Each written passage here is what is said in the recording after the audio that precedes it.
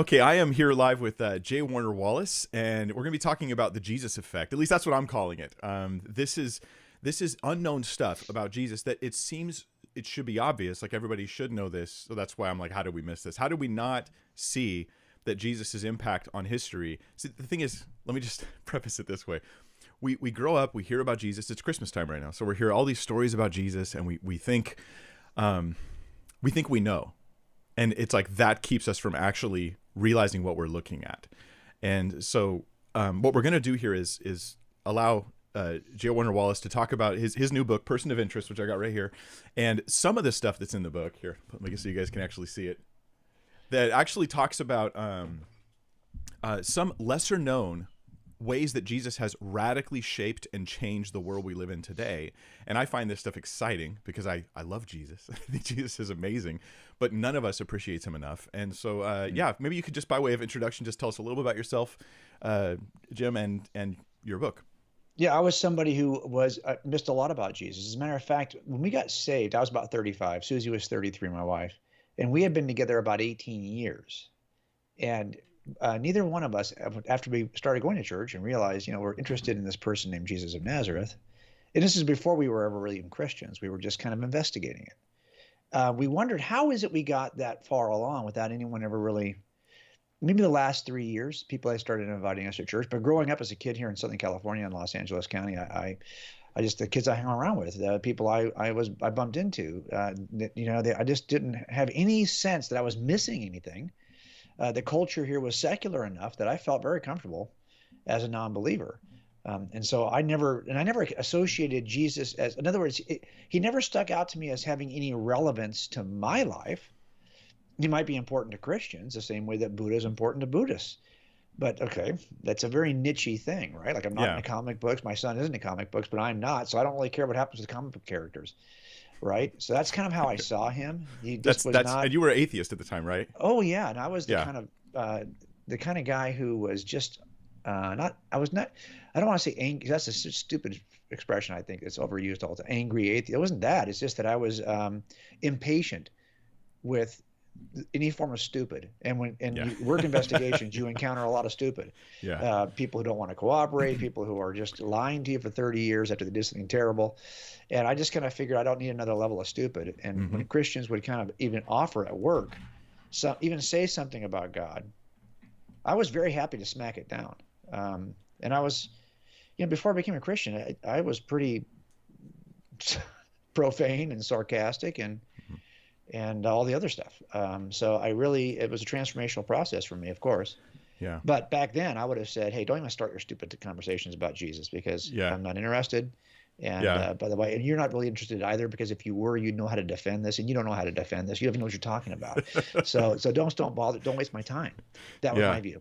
Wow. Yeah. So you'd probably shut down a lot of people with that kind of stuff. Well, only because, we see a lot of this right now in the culture, right? This kind of open, I mean, look, I do videos. I'm sure you're seeing that there's a reaction video for a lot of the videos we do out there from some atheist Oh yeah. who will beat you with a stick, and make you look silly in his thumbnail and all that. Okay, that's fine. But that was a view that I think I held. I can see my own. I never complain about that kind of attitude when I see it, because man, I sure personified it for a number of years. So Yeah.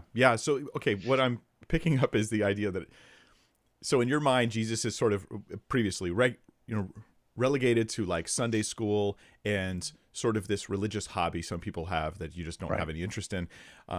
But I think your current book and the work you've done recently is saying even beyond that, there are, like, your world, your personal life has been radically impacted and shaped by the life of Jesus, whether or not you have even been aware of it. And so it's not a discussion of like Clark Kent and Superman and Marvel characters and who's stronger, Thor or the Hulk or something like that, but rather this is like, we're talking about areas of science and history and medicine and things like this that have been radically impacted by the life of Jesus. yeah, I mean, as a matter of fact, all the stuff that I valued the most, because of my background before I became a police officer, was I was in the arts. So I got a bachelor's degree in design, and then I got a master's in architecture, and I was working as an architect in Santa Monica. I was about 27 when I decided to change careers. And so I ended up following the footsteps of my dad. But the things that mattered to me in grad school would have been, art, because I loved the arts, literature, because we love to read. I wanted to be a journalist, so I wanted to be an author when I was in undergraduate school, but I ended up in the fine arts. I would have said that probably music, because I was somebody who thought I would be I thought I'd be another, the next Eddie Van Halen, and all that stuff. And also, I would have said education, because I spent most of my young life in it. I was 27 when I finally got out of grad school. I worked the last 3 years of grad school as an architect. Then I would have also said that science is important, because I was part of that Star Trek first generation kind of worldview growing up. I mean, I remember watching the lunar landing and thinking, man, whatever questions we have, we are on the precipice of answering all of them.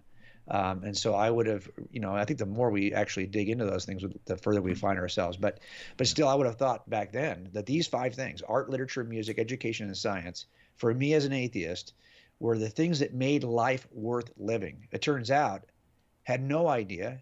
I think we do that even in our country, right? We live in this country with all these benefits and all these blessings. We take them all for granted. The technology we take for granted, when there's people in the world who don't have any idea of the kind of experience we have of our freedoms, or even of our kind of lavish extravagances. And you just take it for granted after a while. Where does all that come from, right? Same thing here for me, as I had no idea of the impact of Jesus and his followers in any of those disciplines. Yeah. Well, walk us through it. Like this is what my dad used to say. You got the talking part done. So we made some claims, and I imagine there's going to be some skeptics and atheists that are going to watch this. And I'm glad you guys are here. And actually, more often than not, I get along great with skeptics and atheists when they're not. That's the minority of them that are calling me horrible names on Twitter.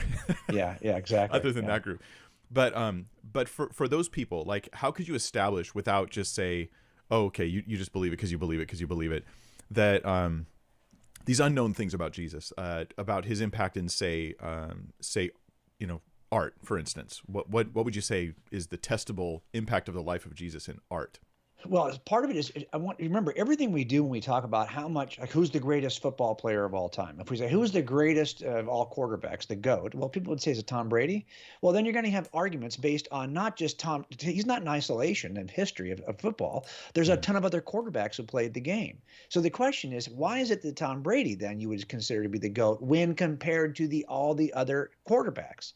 Something similar happens here, right? We're making a claim about Jesus. And his impact has to be measured against every other living human being, every other historical figure in the history of historical figures. Now, I realize there's a lot of skeptics who will say he's not a historical figure. We can argue that, but okay, look at it this way: if there's another fictional character that you think has had the impact of Jesus of Nazareth, you either just don't understand the impact that Jesus has had. There is no other fictional character who is at the bedrock of art, literature, music, education, and science, whose followers developed an entire worldview that changed the planet.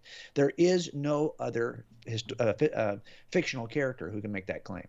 That's why it's reasonable to infer that Jesus is something other than a fictional character. If you cannot find a parallel, it may be because there isn't any. Right. Now, interestingly, I'm comparing Jesus to other historical figures. So when it comes to the arts, for example, the kind of impact Jesus had on the arts, the question becomes, well, okay, I'm comparing him to every other historical figure who's ever lived. Mm-hmm. Tell me who's been painted, sculpted, crafted, etched, drawn more than Jesus of Nazareth. And I looked at this, and I love art history, and most of my books now some are in the rafters because I've moved in different directions. But I used to love art history because, number one, all artists are always kind of being inspired by prior generations and kind of stealing from the ideas of the masters. Right. So we have to know what the ideas of the masters were before we can steal them. So I'm constantly looking at the masters, and in every single genre of art history, from antiquity all the way to Impressionism to Dadaism to pop, whatever you want to call. If you look at the masters in those genres, the top 3, just use a simple secular Google search. You are going to find a list of the top 3 to 5 artists. Okay, take those, write that down. Search their catalogs of everything they've ever painted, etched, sculpted, drawn. Guess what you're going to find? In every single one, somewhere in there, if it's Andy Warhol, if it's Salvador Dali. I don't care who it is. You are going to find that they have been inspired and either painted, sketched, sculpted, or crafted Jesus of Nazareth. Now, why is that? Well, is there any other historical figure who is in everyone's catalog? No. They're not even a close second. What is it? And I don't care. These are not always people who are Christians. Yeah. But they find themselves doing something with the person of Jesus. The same is true in music, by the way. And you get a lot of folks who would write music about Jesus that's pretty profane. Yeah. So, but he's in, and I'm not saying they're using him as a cuss word. I mean, they're actually calling him out as a historical figure and belly aching about him in some way. Yeah. Or using him to mock somebody else. Like there's a Frank Zappa a song called Jesus Thinks You're a Jerk. That's one of my favorite examples of all the kinds of songs that are out there. Yeah. But the point is that you're not going to find a parallel of any other historical figure. Yeah. But that's not even the least of it. It's that the music that you love right now, if you're listening to us, I don't care what genre it could be in, if it's techno or rap or hip hop or country or whatever your thing is, it's K-pop, whatever it is. It turns out that it is standing on a history that was developed largely by Christ followers in a worldview that is musical from the get-go, right? The Jewish faith was a musical faith. David wrote psalms. He wrote songs. And these, for example, we think that Jesus is even singing one of these at the end of the Lord's Supper. And then Paul tells us that you're to sing these spiritual songs and hymns. And then you have a rich tradition. Where else can you think about it in the West? Where people get up every weekend and sing on a stage in front of a live audience. You're surprised that so many pop stars started their singing careers in the church. Mm-hmm. This is a singing worldview and a singing tradition. And because it is early on, the development of hymns, moving from the way people used to sing in antiquity to harmonies. Oh, Christian invention.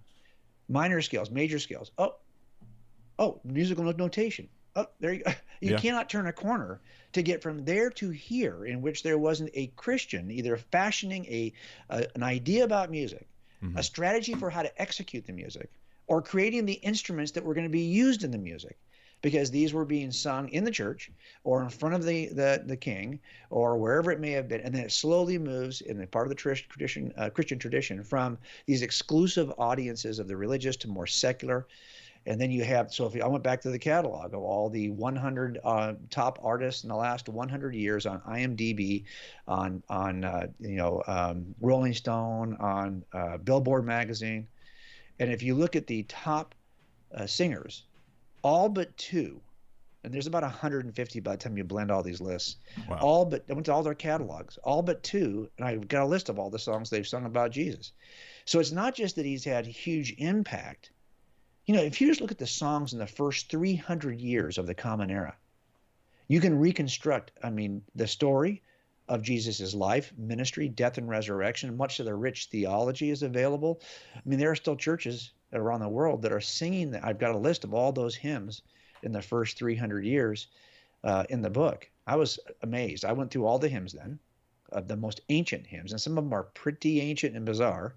And I just mined out what's the data about Jesus you can get. I made a list of what you can know about Jesus from the earliest music. Mm-hmm. And you'll be amazed at what you can learn. So I think now we can say, well, you're talking about Western art. You're talking about, no, actually, in the book, I've got an A to Z list of art globally. Here's something that is hidden in plain sight for a lot of people. What makes Jesus so accessible to artists is the freedom that we've had always to reimagine him and reinterpret him in our cultural context, unlike other religious iconic figures. So if you're going to paint Indra or Buddha, for example, you'll find that they're always depicted in a very, very similar way. So if I have an image or a statue of Buddha from, let's say, India, and I compare it to one in South America, you wouldn't know which nation they came from because they're so similar. Whereas Jesus, if he's painted in Africa, looks African. If he's painted in China, he looks Chinese. because he is reinterpreted, reimagined as the savior for all, as the person who comes to the lost in their own cultural context, using the kind of iconic artistic styles of the region and even the ethnic appearance of the region. He's very malleable in that way, and that's why I think he has influenced globally more artists than any other historical figure. Yeah, yeah, and in his presence in art, I mean, this is just as you're talking about this, I'm thinking about it, and I'm going, his presence in art isn't like the presence of other things in art. I mean, so we see lots of things that are reproduced in art, sunsets and things like this, and animals, but Jesus has all these. It's these iconic, powerful images of him embodying what he stood for, grace and holiness and love and power, and and healing and taking care of others and. Yes, well, it's great. You've seen you've seen the Stations of the Cross, right, in the Catholic Church, right? Which is one of the things I thought, if you look at, I don't want to get into the whole debate about the Catholic Church, but what I'm saying is that use of the Stations of the Cross is such an interesting concept for me because it reflects much of the kind of impact that Jesus had on the history of art. Because what people are doing in those Stations of the Cross is simply depicting the moments along the way to the crucifixion and resurrection of Jesus, right? So you have these. It's that the art of Jesus retells the story of Jesus, so that you can know something of Jesus and what he actually did. So what I did is I went back. I said, let me see how much has been done. So if you take, I'm going to use Mark because it's the shortest gospel, and I said, okay, so I look at all of Mark. Let's just break this into episodes. And I looked at Mark and I said, okay, so what are the episodes? This happens, then this happens, and I got, I think, about 50 some odd episodes. Well, then I looked to see, well, what kind of art early in history appears in which each of these episodes is depicted? Well, it turns out you can reconstruct the entire gospel of Mark, every gospel, episode by episode, but you can do it in the earliest art history. And that's what's so amazing is that even you'd have to destroy, and one of the premises of the book is, hey, if I destroyed every New Testament gospel, has this man had the kind of impact that can be reconstructed? Like you can't erase him that easy. And that's by the way, I don't think there's a way to explain that. And here's my remember the old liar, lunatic, Lord kind of trilemma from C.S. Lewis. I think it's might have changed a little bit in how I'm trying to do this book. I think you can make the case: is he fiction? Just a regular guy who lived in the first century, or God of the universe who enters into his creation? If those are the three options, I don't think you can argue. There's no other example, like I said, of a fictional character who's had this. But you also won't find another example of a mortal human who's had this kind of impact in any of these areas. There's no competitor to Jesus of Nazareth.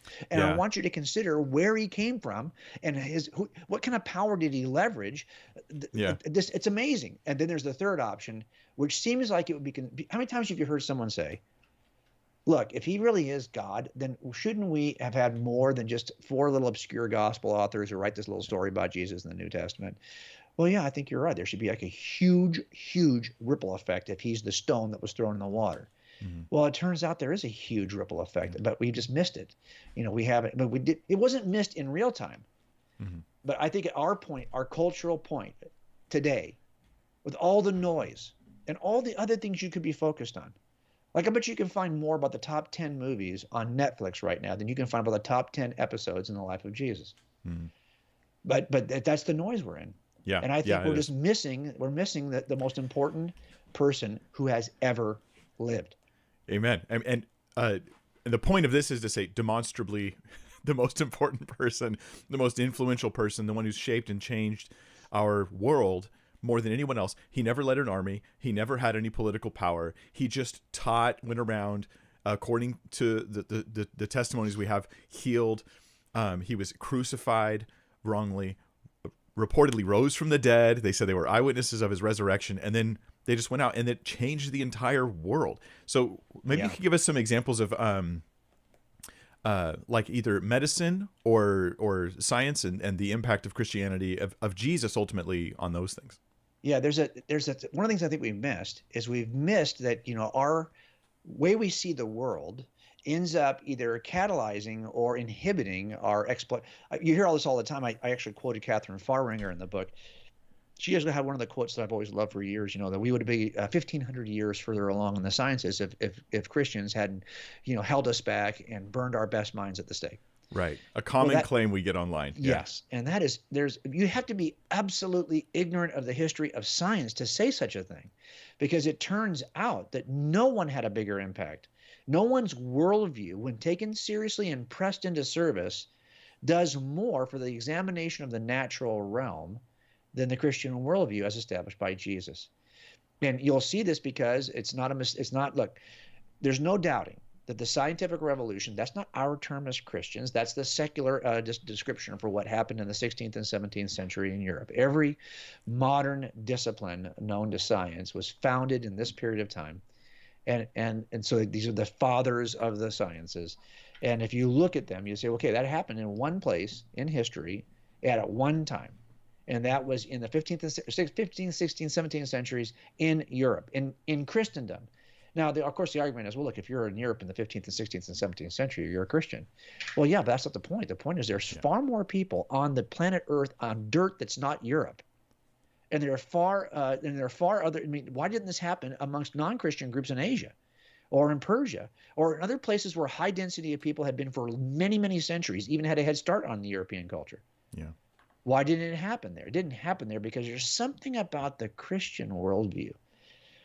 People of the book who are highly committed to education, right? Because Jesus doesn't say go out and make converts, go out and make disciples, teaching them. Oh, really? I'm going to have to teach somebody? Well, what if these people don't read? Well, I got to teach them how to read first. Well, what if they don't even have an alphabet? I got to create an alphabet first before I can teach them to read. Well, suddenly you're into this long-term committed teaching relationship with cultures just so you can make disciples.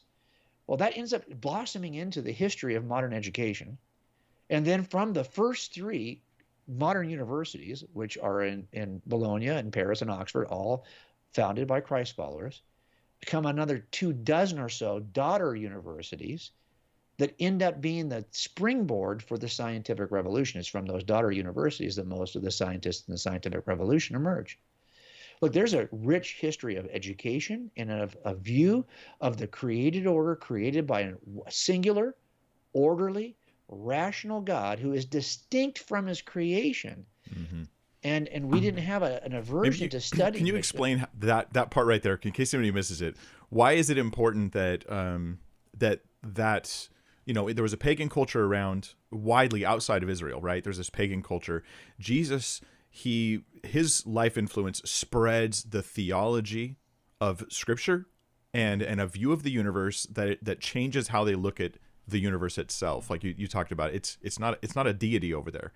That's something else. And what happened there? Well, the pantheon of gods, that by the time the Roman Empire, remember, the Roman Empire was pretty religiously tolerant as long as the conquered nation would also adopt the Roman gods. Right. Yeah. So they understood that, hey, if I leave the culture largely in place, but now you're in submission to Rome, you have to include, so I can pretty much have a great running opportunity to control your region.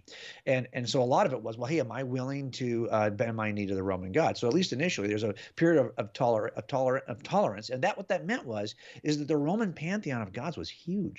And the numbers of gods that were, and so when you see illustrations or paintings or depictions of the gods, of the mythological gods, you will usually see them in some debaucherous, drunken state, half naked, chasing women.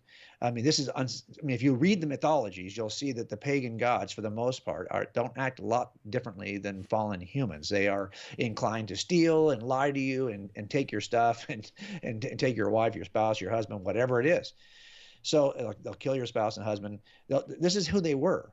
Very, very disorderly.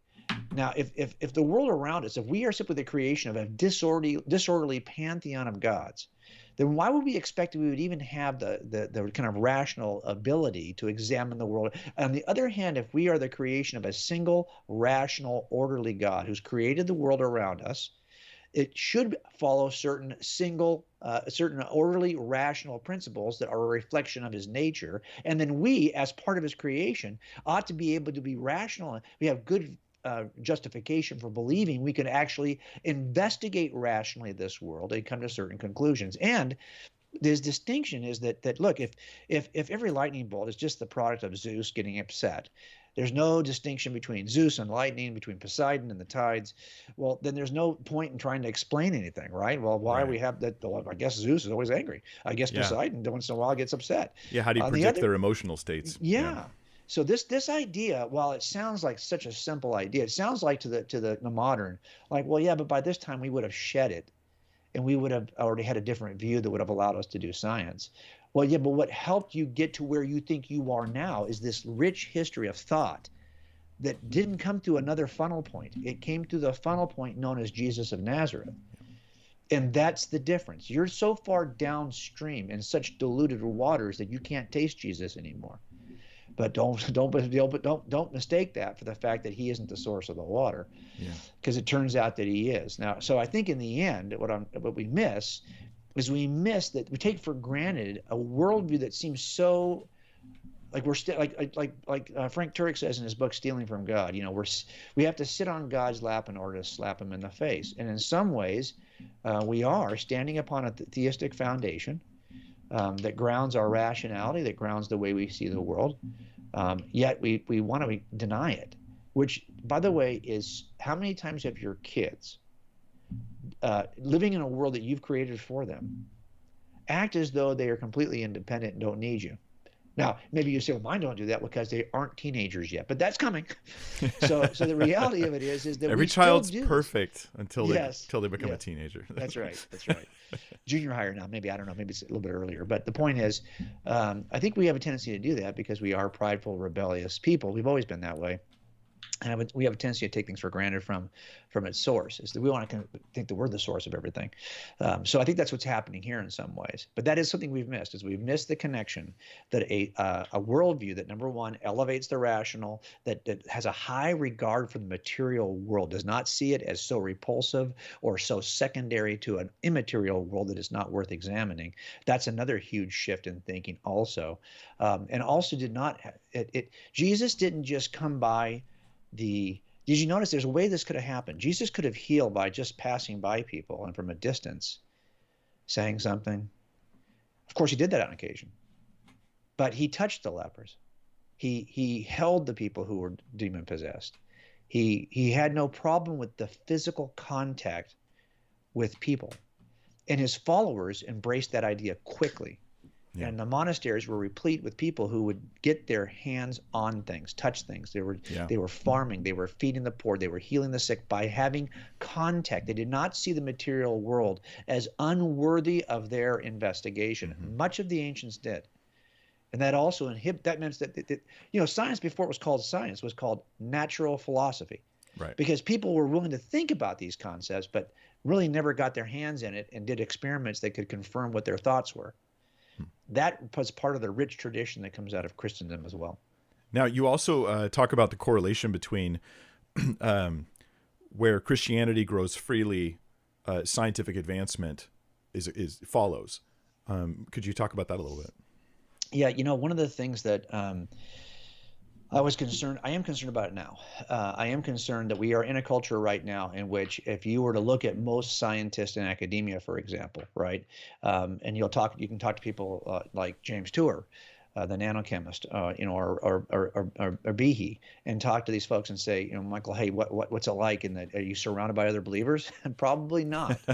Yeah. But a lot of that has to do with what's happening in the academy, more than whether or not the worldview is what initiates this type of exploration, or whether this worldview can ground it properly, right?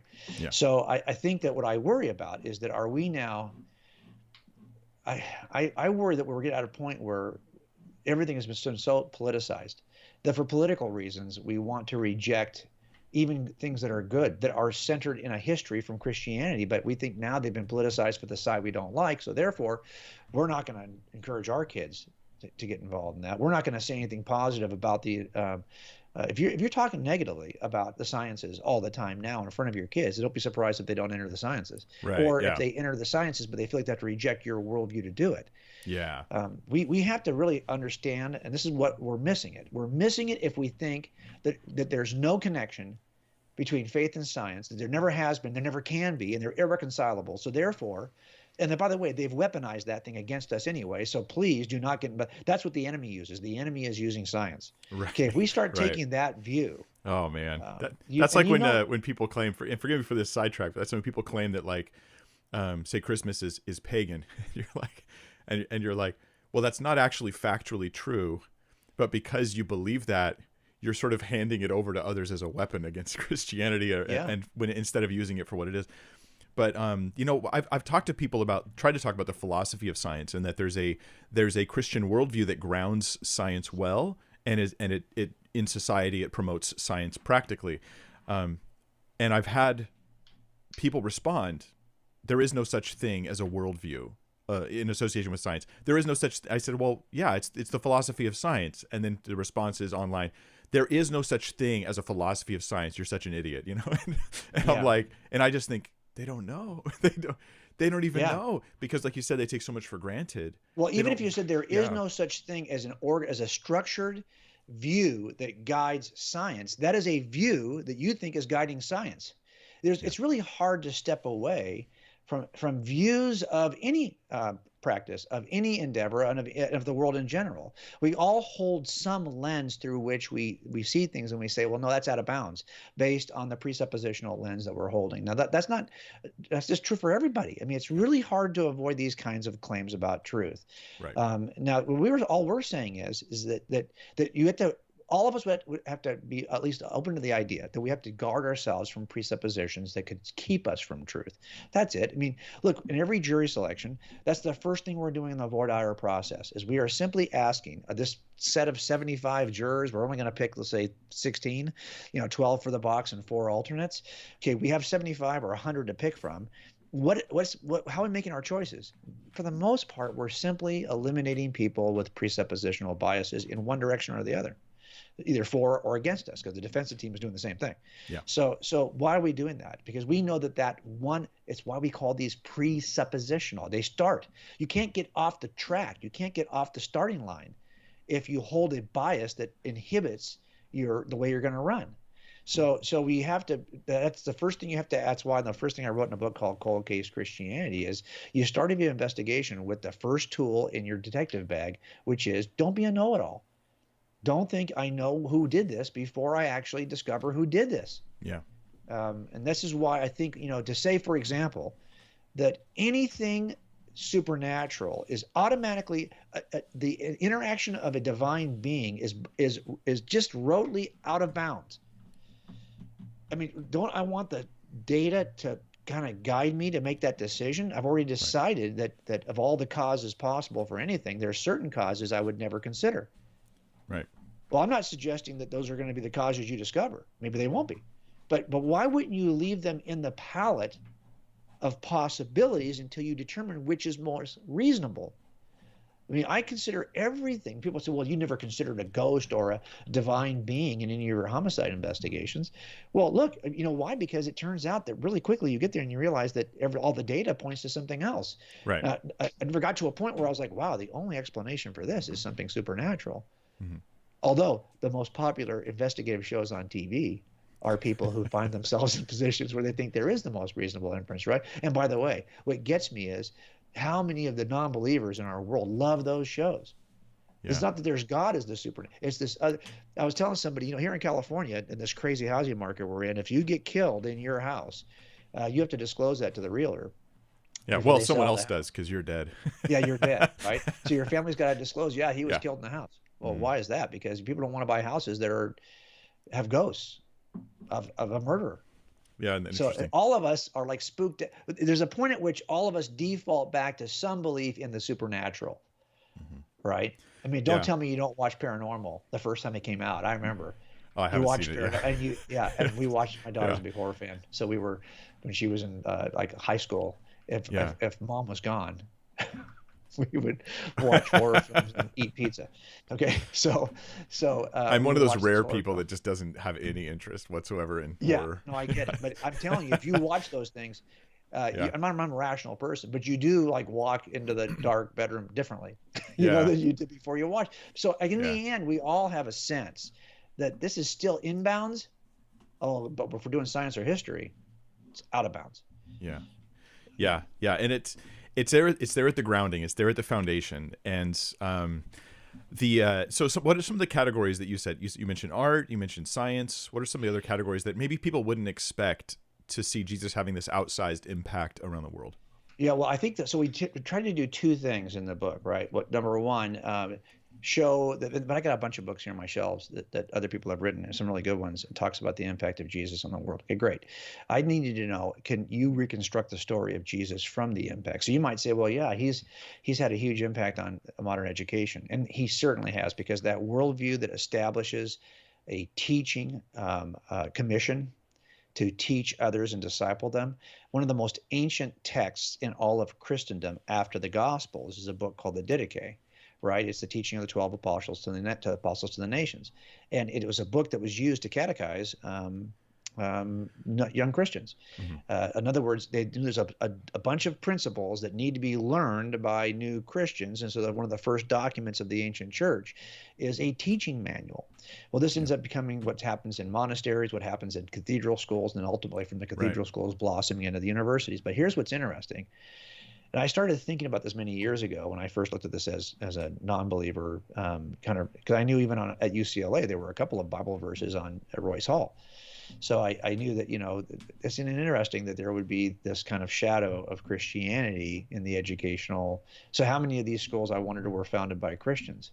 That's something that we miss. I mean, if you look at the number of universities founded by worldviews that had a head start on Jesus, Buddhism, Hinduism, Zoroaster, any of the ancient religious views, and compare the number of universities that they founded, even Judaism, to the number of universities founded by Christians today. It's like a 10-to-1, all the others combined to Christians. Wow. I think more universities, Christian universities, have already fallen away than probably have been founded by some of these groups. Yeah, the more secular kind of either deist or atheist worldview comes in and takes over. That's right. And says we have to gut the Christianity out of this thing. But they're not usually starting as many things. No, that's right. Yeah. And what's interesting is they want to gut the ideologies out, which they do. I think you see this. I mean, the top 75 of the top 100 universities in the world today were founded by Christians. The top 15, period, were all founded by Christ followers. Yeah. But you wouldn't know that if you were to look at the curriculum in those schools today. But here's what's interesting. Universities love old buildings because that is kind of what demonstrates their authority. Gravitas. Their gravitas. Great way to put it. So they don't tear things down. Well, some of the most ancient buildings on every campus are the first buildings they taught classes in. Usually they're chapels. Yeah. And if you go to those buildings, you will still now a couple of them have been remodeled, I noticed, doing the research. But most have not.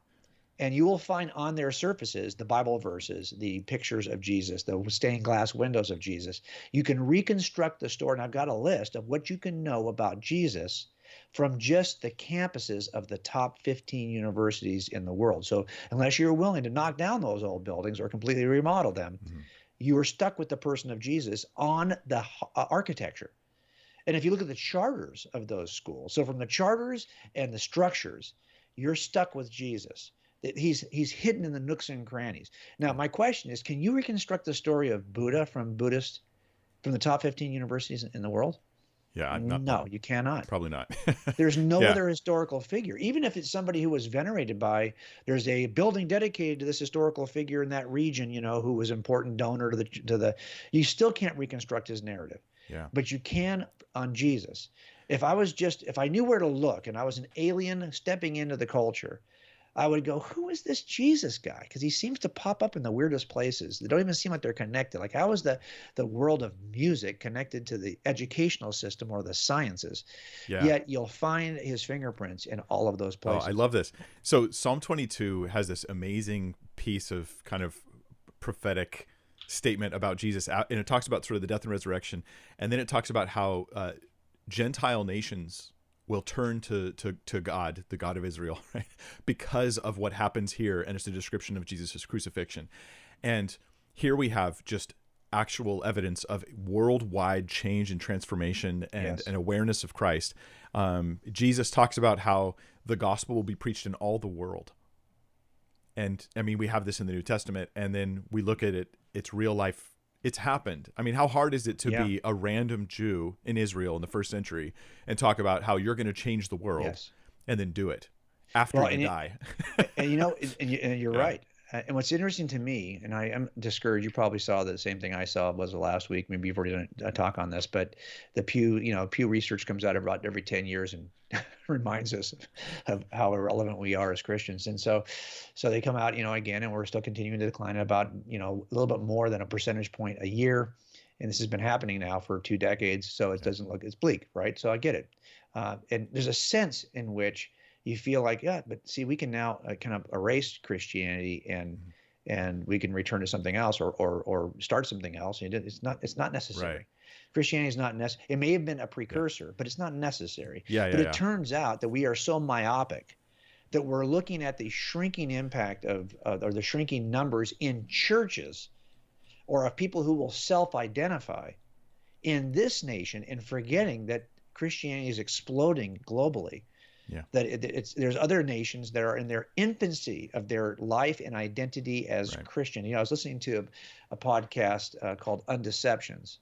I don't know if you know that podcast. It's also a good podcast. And he had a scholar on, a mission scholar on what's happening in China, a scholar.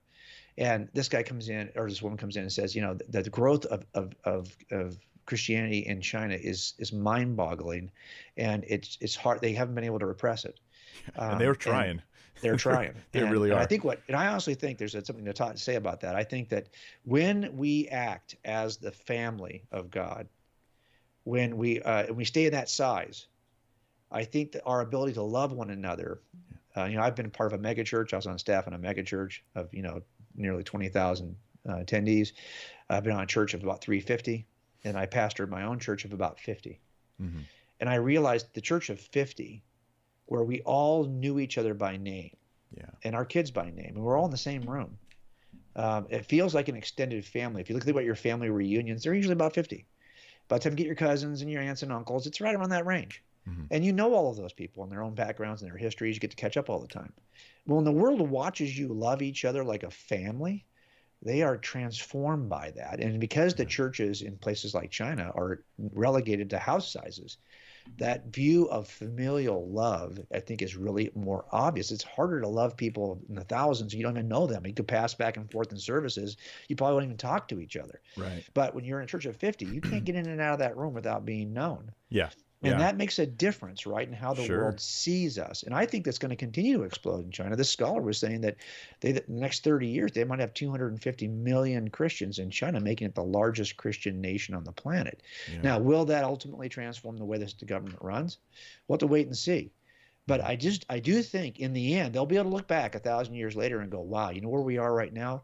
That all started with a Christian movement in our nation. And I'll bet you by the time we get there, they'll already have taken it for granted, and they'll already have moved in a different direction. That's what happens. We get to a point where we take it for granted, and then we think it's not necessary. Right. Yeah. I think so too. Yeah. When I hear those polls, I think there's two ways of interpreting them. One is, first off, you should consider the world and not just the U.S. That's kind of weird, but even when you just look at the U.S., either you're thinking, oh, Christianity's dying in the U.S., or you say, oh, the U.S. is spiritually dying. Like this is not about the survival of Christianity. Has time not proven that that's not the problem here? That's not going to be an issue.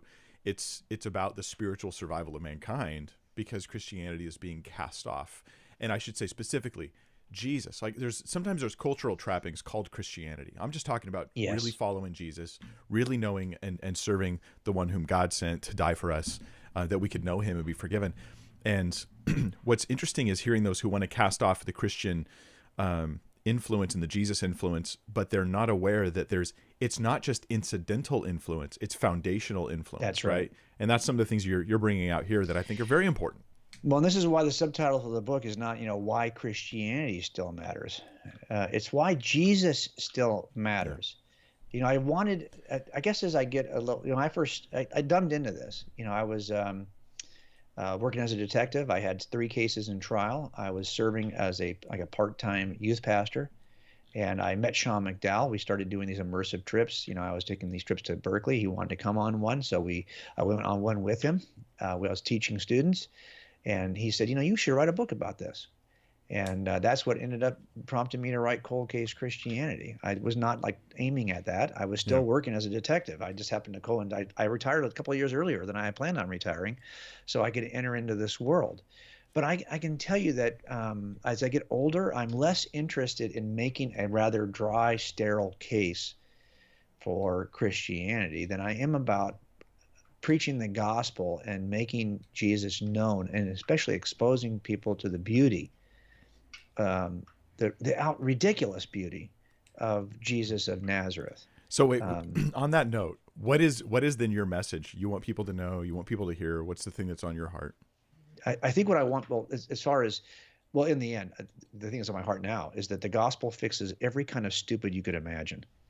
So if you think there's stupid in the world, it's cop stupid. Okay. The gospel could fix that. I spend a lot of time working with police officers. I know that what ails us, it's the gospel can fix that. Oh, you think it's something in the culture? It's racism in the culture. Well, you know what? The gospel fixes that. Amen. Every form of stupid you can identify, the gospel has a way to answer it in a way that is so much more effective. You can develop a 12-step program for alcoholism, right? But you'll find that when they put Jesus back in it, it's not just this bland, supernatural, higher deity. It's far more effective because it turns out it's not all you doing heavy lifting. When you become a Christian, you now are filled with the Holy Spirit, and now Jesus is doing part of the pull. It's not just all you push. It's Jesus doing part of the pull. That makes a huge difference. And so I think in the end, that's the first message is number one, the gospel, the gospel, the gospel. And the other thing that's important is the gospel. And if we forget this, we're going to lose everything.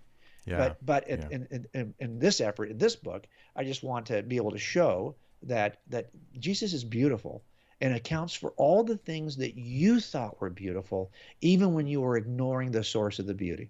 Yeah. And this is what we get. So how many people love, these issues of art, or these areas of culture, art and music and literature especially, right? And education and science are kind of the ways we learn to love those other three things. Well, all of that has really blossomed because of Jesus, who's the foundation. You can see this, by the way. There's a golden age within Islam that is usually described between like the 7th century to the 13th century. Some people will ground it in different centuries. But the point is, the involvement in the arts and the involvement in science particularly was unbelievable. Some of the founders of mathematics discipline, there's a lot of Islamic involvement in the sciences, and then it clicks off. Yeah. Why? And there's been some work done on it, some speculation on it, but I think it's largely a view of the Quran and how it's to be reconciled with the discoveries found in sciences. And we have to be careful as Christians. In other words, we could ruin this.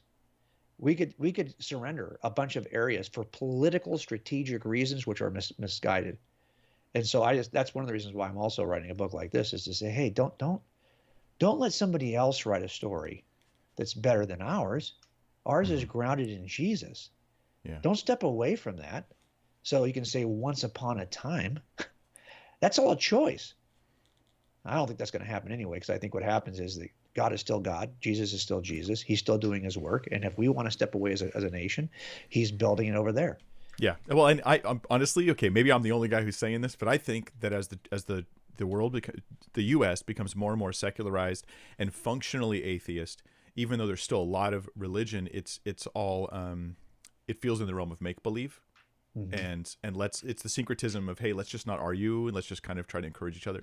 I think though, as this happens, that there's a fundamental emptiness to all of it that may lead to a real revival in the future. And so this kind of happened in the 60s, right? It's like there was a secularization and movement towards pagan or Eastern religions that ended up bringing a revival, and because there's no living water. There's no living water in these other sources, and people will feel it. And our culture is crumbling in some ways, right? Certainly people's hearts are crumbling. Certainly people's psyches are crumbling, and the need for Jesus and the grounding that comes there is growing. And so I'm hoping I don't care about the politics. I just want to see the people coming to Christ and knowing that Jesus is bigger than all that stuff. But when I was talking to my son about this, and it discourages me, if you look at the Pew data, it's not that people are atheism and agnosticism are not growing. Right. It's just the unaffiliated that are growing. So what Right. he always says, here's what bothers him: it's that it's not that people are leaving Christianity to go like another destination. They're all becoming Muslim. They're all becoming what Buddhist, whatever it is. It's that they are simply leaving Christianity for nothing, to go nowhere. Yeah. So there does speak something to me a little bit about the way we live as Christians. Right. And I just, as a guy who just fell in the church at the age of 35, I get who Jesus is. I get what it is, how beautiful it is to be a Christ follower. I don't get the church yet. I don't understand why we are doing it the way we are doing it most of the time. And I think a lot of what we're seeing is not people necessarily, but for example, a lot of these folks who leave and they're unaffiliated, they don't leave a view that there's a higher power, there is a God. They Right. just crafted it in some kind of amorphic way in their own head. But they have not left. They're still spiritual people. They just are Right. not calling themselves Christians. Yeah. And I would venture a guess that for a lot of people, it's about authority replacement. So it's, I want to replace my submission to these authorities, whether they think that that's God. More often they think it's their churches, their local leaders, and their sort of cultural Christianity, and they want to be able to fill in the gaps themselves. Yes. And so, even if they had a wonderful experience in church, they want to leave the authority of this Right. God who they didn't get to create in their own mind. Right. Now they create a God in their own mind. They said, no, I'm still submitting to, I think there's still a God. Yeah, but he just matches all of your desires and wants. He's you. Right. So you're no longer Right. in submission to something outside of you. This rising individualism is a huge part of what the problem is. Oh, yeah. Like, which one of us out here would follow somebody when you say to them, so you're going to tell me about God and what to believe and what to do, right? And they go, yeah. Okay, so where's it coming from? And they go, well, I'm just kind of making it up on the spot. Yeah. You would never follow that guy. But Right. you're that guy. You're following yourself exactly. down that road. It's so scary. But it's gonna if nothing else, it'll be the kids who grow up and see the namby-pamby, make it up on the spot, empty cliche of religion that they see in their parents who departed from Christianity for a more comfortable, self-made thing, and they're gonna go, well, I know that's kind of lame. So I think that maybe those kids are gonna fall hard onto Jesus. I'm hoping. Well, But, do you remember like 15 years ago, Mike, there was like the return, there was like you saw that even within Protestant churches, there was a return to kind of more traditional liturgies or some kind of borrowing. Like people wanted to be able to ground what they believe today in the history, the rich history, because they felt like that rich. You even saw a return to some of the people were leaving evangelicalism for Catholicism or for Greek Orthodoxy, right? Like they were making this shift, and young people would often say, or the kind of the studies, and who knows if this is even true, but the idea was well, perhaps they're trying to ground. They want to find a certain kind of transcendent permanence or something that's beyond whatever just the flighty things of this generation are. So they find themselves in these more established historic traditions. Anyway.